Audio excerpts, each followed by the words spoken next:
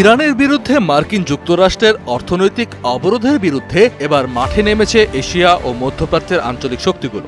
একদিকে পরাশক্তি চীন যুক্তরাষ্ট্রের চোখ রাঙানি উপেক্ষা করে কড়া হুঁশিয়ারি দিচ্ছে, অন্যদিকে সংঘাত এড়াতে পাকিস্তান ও ওমান শুরু করেছে জোর কূটনৈতিক আলোচনা। মার্কিন অর্থনৈতিক আগ্রাসন ও ইরানের পাল্টা সামরিক অবরোধের হুমকির মাঝখানে এই এশিয়ান ডিপ্লোম্যাটিক শিল্ড বা এশীয় কূটনৈতিক ঢালই এখন বিশ্ব বাণিজ্যের একমাত্র ভরসা। সোমবার মার্কিন ট্রেজারি সেক্রেটারি স্কট বেসেন্ট ইরানের অর্থনীতিকে পঙ্গু করতে তাদের বাণিজ্য অংশীদারের ওপর সেকেন্ডারি স্যাংশন বা দ্বিতীয় মাত্রার নিষেধাজ্ঞা আরোপের চূড়ান্ত ঘোষণা দেয়। কিন্তু আমেরিকার এই হুমকি মানতে নারাজ বেইজিং। সোমবারই এক সংবাদ সম্মেলনে চীনের পররাষ্ট্র মন্ত্রণালয় সাফ জানিয়ে দিয়েছে, তারা যুক্তরাষ্ট্রের এই একতরফা নিষেধাজ্ঞার কাছে মাথা নত করবে না এবং নিজেদের বৈধ বাণিজ্যিক স্বার্থ রক্ষায় প্রয়োজনীয় সব ব্যবস্থা নেবে।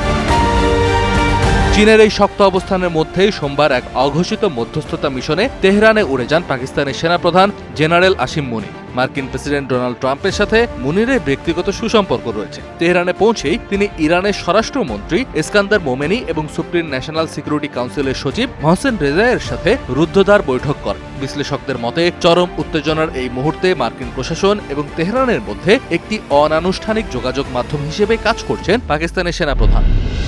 এদিকে কূটনীতির আরেক ফ্রন্টে আজ মঙ্গলবার তেহরানে গুরুত্বপূর্ণ সফরে যাচ্ছেন ওমানের পররাষ্ট্রমন্ত্রী সাইদ বদর বিন হামাদ আল বুসাইদি। এর আগে ইরান হুমকি দিয়েছিল, অর্থনৈতিক যুদ্ধ চললে পারস্য উপসাগর দিয়ে এক ফোঁটা তেলও রপ্তানি হতে দেওয়া হবে না। এমনকি নিয়মভঙ্গের অভিযোগে ৪৫টি জাহাজকে কালো তালিকাভুক্ত করেছে তারা। ওমানের পররাষ্ট্রমন্ত্রীর এই সফরের মূল লক্ষ্যই হল হরমুজ প্রণালী দিয়ে আন্তর্জাতিক বাণিজ্যিক জাহাজের নিরাপদ যাতায়াতের জন্য দ্রুত একটি নতুন মেকানিজম বা রুট তৈরি করা, যাতে বিশ্বব্যাপী জ্বালানি সরবরাহ ব্যবস্থা ভেঙে না পড়ে।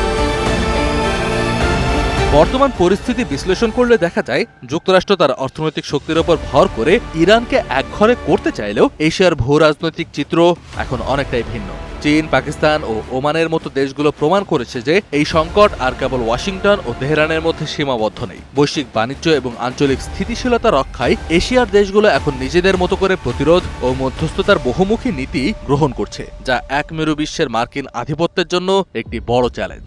কাজী নিশাদ, ডিবিসি নিউজ ডেস্ক।